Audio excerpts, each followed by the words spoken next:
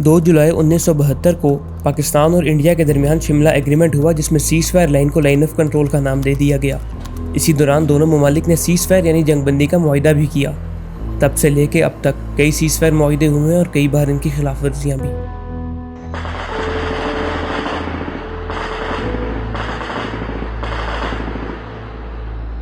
यहाँ जब गोला पड़ता है, गोले जब गिरते हैं यहाँ पे, तो बस इस्तग़फ़ार ही करें आप। मेरा ख्याल है आप एक दफ़ा देख लें तो ज़िंदगी में इधर नहीं आएंगे आप। हम तो बहुत ढीठ आदमी हैं। मस्जिद में जा रहा था, मस्जिद के गेट में भी पहुँचा हूँ तो ऊपर से गोला आया, एक वो दरख्त पे लगा आ गया। अगर दरख्त पे ना लगता, नीचे गिरता वो गोला, तो फिर मेरी एक हड्डी भी नहीं बचनी थी।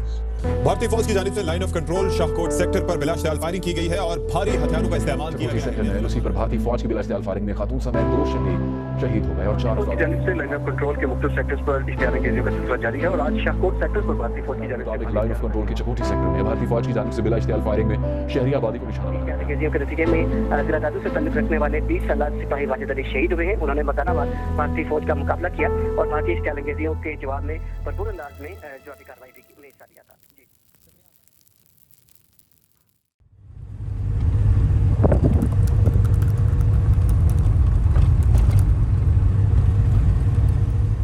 बरनाला एक यूनियन काउंसिल है, ये तहसील समानी की यूनियन काउंसिल है और ये डिस्ट्रिक्ट मेंबर इससे मुतल्लिक़ है। तो इसके शुमाल में अगर जाएँ तो ये मकबूजा कश्मीर की बहुत मशहूर पहाड़ी है, रिच पहाड़ी, वो वाक़या है।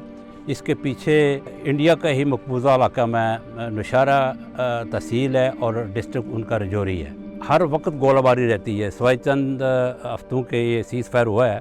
इससे पहले हमेशा इधर गोले पड़ते रहे हैं। एक दफ़ा का जिक्र है कि अभी चंद माह पहले मैं इधर से गुजर रहे थे, सुबह वॉक कर रहे थे तो गोलाबारी शुरू हो गई। यानी हम इधर थोड़ा सा दूर रहते हैं, लेकिन इसके बावजूद भी हमारे ऊपर गोलाबारी हुई और हम बड़ी मुश्किल से अपने आप को बचा सके।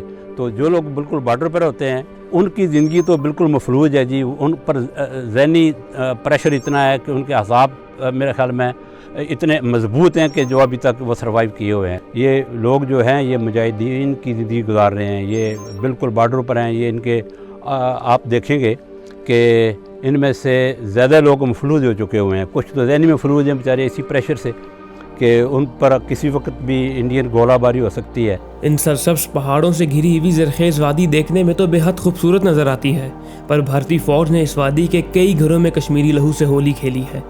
वैसे तो पिछली 7 दहाइयों से इस जन्नत पे इंडियन फ़ौज ने जहन्नम बर्पा कर रखी है, पर पिछले 3 साल कश्मीरियों के लिए क़यामत खेज़ गुजरे हैं।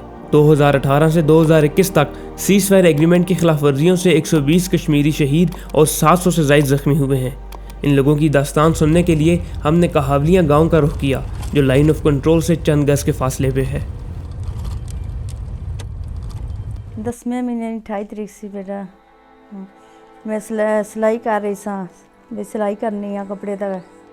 बेटा स्कूल से गया, सुबह स्कूल गया, स्कूल से वापस आया और खाने ना टाइम सी 1-2 ना टाइम सी जरिए ना दिन ना ते स्कूलों आन के रोटी मंगी असते रोटी बना ली मैंने। इतने रोटी बना के तो मैं 3 टापा बनाइया तो उठी हाँ, तो उठ के इस पिछली साइड तो आवाज़ आई है गोलियां। ये तो कोल सी बैठी है ना,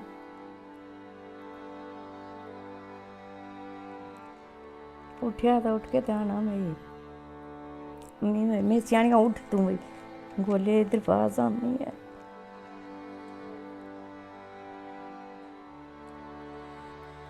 इसमें उठ करता कोल मोटरसाइकिल सी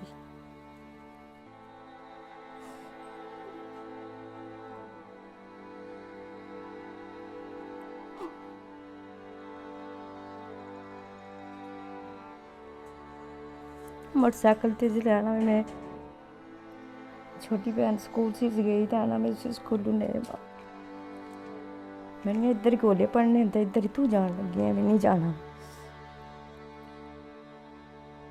जिस वक्त मैं ठाकिया तो ना जाई तो उत्थे खलो गया। मैं बर्तन चुके मोटरसाइकिल ने ऊपर ही मैनिया भी बूंद डालते अंदर हो जा, मोटरसाइकिल ने ऊपर ही बैठी है मैं बर्तन चुके न रोटी के लिए उतो अंदर जान लगी। ਇਹ ਕਦਮ ਅੱਗੇ ਕੀਤਾ, ਇਹ ਪਿੱਛੋਂ ਚੁੱਕੀ ਹੈ। ਇਹ ਚਰਾਨ ਕੇ ਅਸਾਂ ਤਾਂ ਮਾਨੇ ਬਸ਼ਕਾਰ ਜਿਹੜੀ ਹੈ ਨਾ ਵੇ ਗੋਲਾ ਪੜਿਆ। ਜਿਵੇਂ ਮੈਂ ਉੱਠਿਆ ਤਾਂ ਮਹਿਸੂਸ ਹੋਇਆ ਲੱਤ ਅੱਧੀ ਕੱਟਣ ਗਈ ਸੀ ਤੇ ਫਿਰ ਉੱਥੋਂ ਕਜ਼ਨ ਆਇਆ, ਕਜ਼ਨ ਨੇ ਉਠਾ ਕੇ ਅੰਦਰ ਰੱਖਿਆ ਤਾਂ ਫਿਰ ਅੱਧੇ ਇਸ 1 ਘੰਟੇ ਬਾਅਦ ਐਂਬੂਲੈਂਸ ਆ ਗਈ ਸੀ। जी मैं रस्ते जा रही हाँ तो जांदियां फायरिंग शुरू हो गई है, गोली लग गई है पेट विच। उस बाद 2-3 घंटे बाद लै गए सन अस्पताल। मेरा बेटा अंसर महमूद 25 नवंबर 2020 को शहीद हुआ। शाम 5 बजे के करीब दूध लेने के लिए घर से वो भांजा उसका निकला तो वो इतने में फायरिंग शुरू हो गई। तो वो मोटरसाइकिल पे भांजे को लेने के लिए आ रहा था, जो ही घर से निकला को 30 गज के तकरीबन घर से 30 गज बाहर गया तो इंडियन आर्मी ने उसको टारगेट किया। एक गोली, पहली गोली उसकी मिस हो गई, दूसरी गोली उसके सीने में लगी थी तो वो तकरीबन 2 मिनट ज़िंदा रहा, उसके बाद वो शहीद हो गया था। बेटे की उम्र 36 साल थी जी, शादीशुदा था, उसकी 3 बेटियां रह गई थी। एक बच्ची, बड़ी बच्ची 4 साल की थी, दूसरी 2 साल की थी, तीसरी 18 दिन की थी। 2017 की बात है कि जब इंडिया ने गोलाबारी शुरू की तो मैं अपने, क्योंकि इस गांव में मेरा जो घर था वो कच्चे मकान थे, इसलिए मैं यहाँ से भागा और मस्जिद में जा रहा था। मस्जिद के गेट में भी पहुँचा हूँ तो ऊपर से गोला आया, एक वो दरख्त पे लगा। आगे अगर दरख्त पे ना लगता, नीचे गिरता वो गोला तो फिर मेरी एक हड्डी भी नहीं बचनी थी। वो गोला दरख्त पे लगा, उसका शेल लगा मुझे। मैं शेल लगे हुए भी भाग के मस्जिद में चला गया, वहाँ छुपा। उसके बाद 4 गोले मस्जिद में पड़े और मस्जिद, उसके बाद अंधाधुंध फायरिंग हो रही थी, मुझे तो होश नहीं रहा। मैं वहाँ से, मेरी बेटी गई एक, उसने मुझे जाके कहा कि आप घर आ जाए। अगर धुआं सी, इतना गबार सी पिया, फिर जरा थोड़ा जिहा धुआं, मैं उत्थे अंदर पे, अद्धी अंदर अद्धी बाहर। ये जनाबड़ियां उत्थों लत्त घसीटिया ते हत्थै च टुराया सी। फिर इन्ना निक्किया ने, इस निक्के ने ये जरा बनेआ, इसने कोठे पर उतरू छाल मारी साइड परों, उसी चुक्या थे अंदर रखिया ने। फिर उस निक्के ने आख्या भी अम्मी हल जाओ बई। फिर इसने, इन्होंने फिर थुम्मी चुक के आंदा इत्थे अंदर आना भी जिल्लै तकना ते रोना मड़िया लाना अम्मी जी बस करो मीना कोई नहीं जी, असां इस तरह मरना तो डर ही कोई नहीं। मैं काफ़ी कोशिश की कि बड़ा मेहनत की उन्होंने। मैं आख्या भाई यार किसी तरीके नाल लत्त बचा दे, कहने कि असां लत्त ना बचा सकने, तो यह है कि दूई लत्त जी है वो ठीक हो जासी, जख्मी हुई है।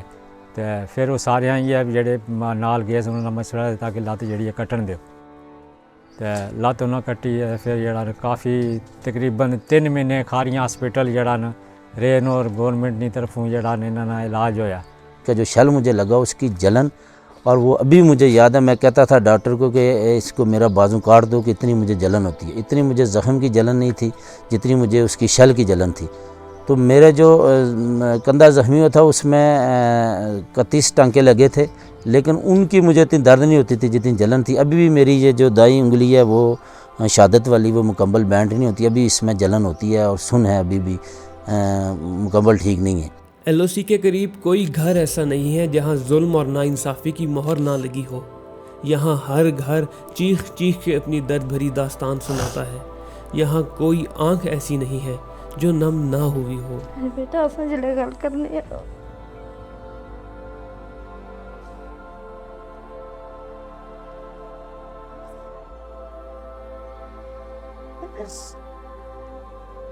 अपनी मामा बड़े बच्चे प्यारे होने,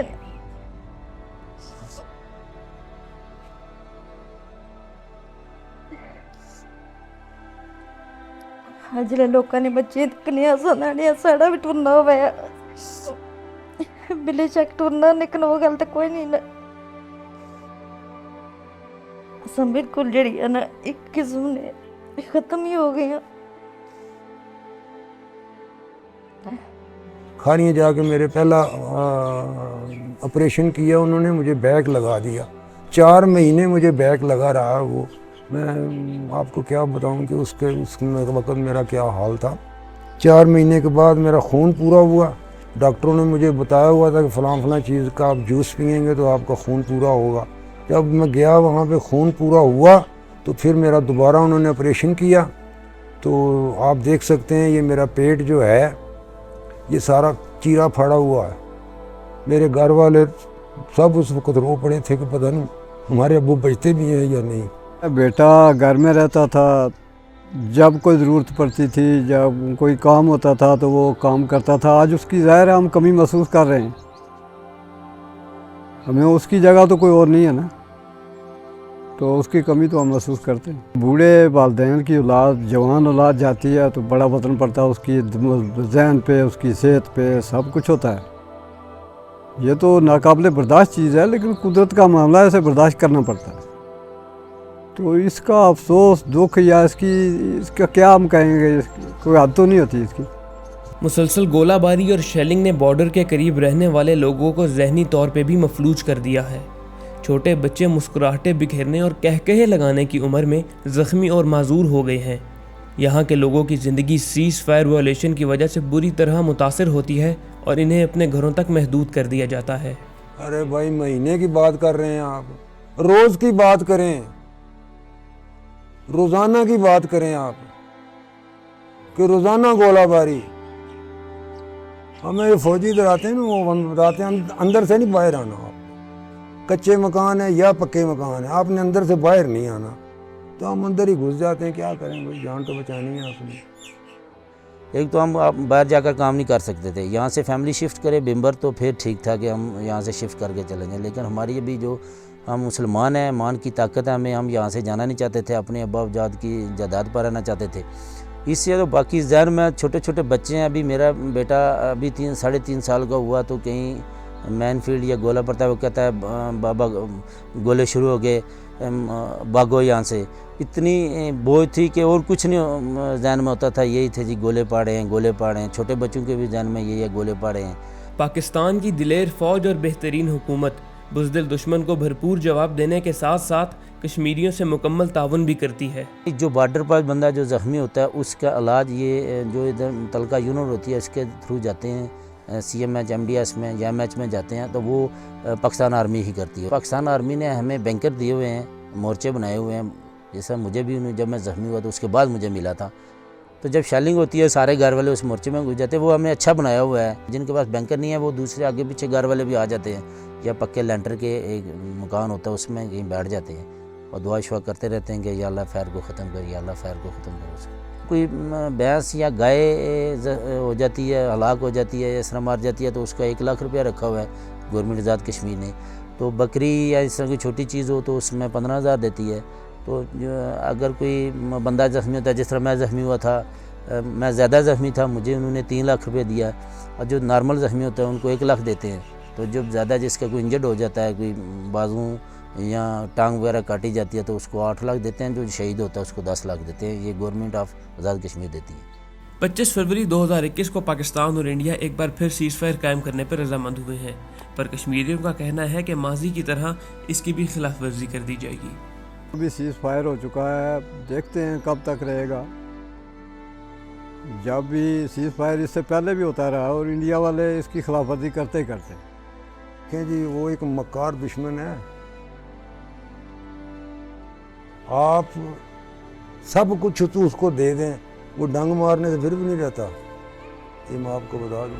शेलिंग और गोलाबारी कश्मीरियों को जिस्मानी तौर पे कमज़ोर ज़रूर कर सकती है, पर इनके हौसले और जज्बे को बिल्कुल मुतासर नहीं कर सकती। आज़ाद कश्मीर की सरजमीन पे गिरता हुआ हर शेल और हर गोला यहाँ के लोगों के जज्बे को बुलंद करता है। पहले जब शुरू होते हैं ना उस वक्त बहुत खौफ होता है, जब शुरू हो जाते हैं फिर पढ़ने दो, भी पढ़ते हैं, आने बाने दो हमारे को। हम डरते वरते नहीं हैं इनसे। अब वो ज़माने गए जब हम लोग डरते थे इनसे। ये मैं आपको हकीकत बता रहा हूँ। बहुत ढीठ आदमी है। हम तो आवाज़ें दे दे के इनको कहते हैं और मारो, उल्लू को पठो और मारो। हम नहीं भागने वाले। इन सब्ज़ाज़ार पहाड़ों से लदी वादी में सिफाक भारतीय फ़ौज की वजह से शोक के बादल तो ज़रूर छाए हैं, लेकिन नौजवानों की अनगिनत लाशों से लिपटी बहनों, माओं और बेवाओं के हौसले अब भी बुलंद हैं। वादी कश्मीर में दफन शहदा को दुनिया में भी जन्नत में जगह मिल गई और आखिरत में भी। कश्मीरियों की निगाहें अब भी अमन और इंसाफ का सूरज तुलू होने की मुंतज़िर हैं। कश्मीरियों का हौसला अभी ज़िंदा है, अभी उम्मीद बाकी है।